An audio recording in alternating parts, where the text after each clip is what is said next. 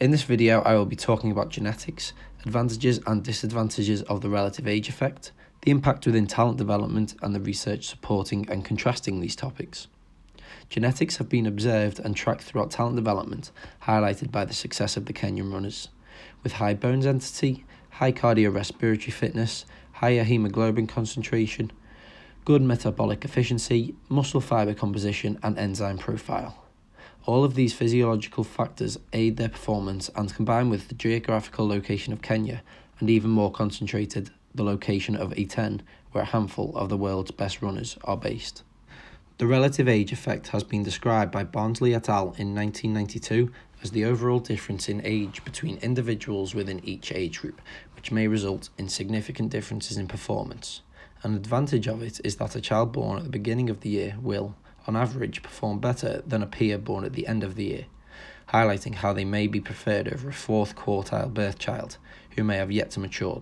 It is important that we understand the birth quartiles and we take into consideration when a performer was born, as they are going through a talent development pathway. Another advantage of the relative age effect is the physical maturation.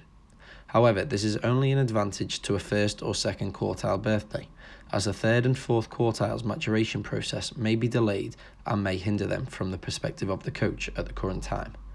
In order to combat this, there can be ways to observe a player's maturation status by pairing them in different groups. For example, a first quartile birthday who is in peak maturation can be pushed up a year or two with players of the same maturation status.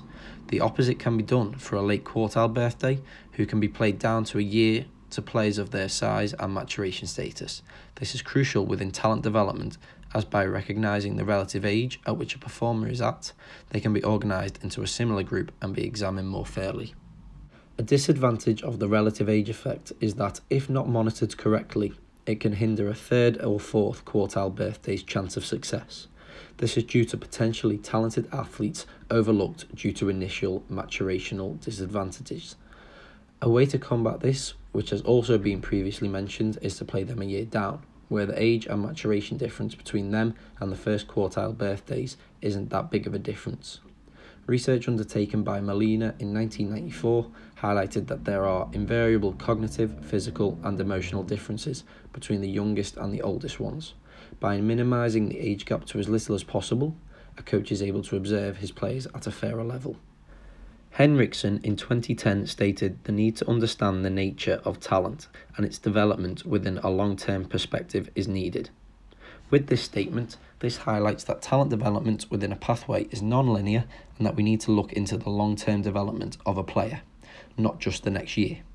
This is vital, as within the maturation stage of players, Tanner in 1978 undertook a study that revealed a relatively small 10-year-old child can be approximately 0.2 meters shorter and 27 kilograms lighter than an early maturer with a 1-year relative age difference.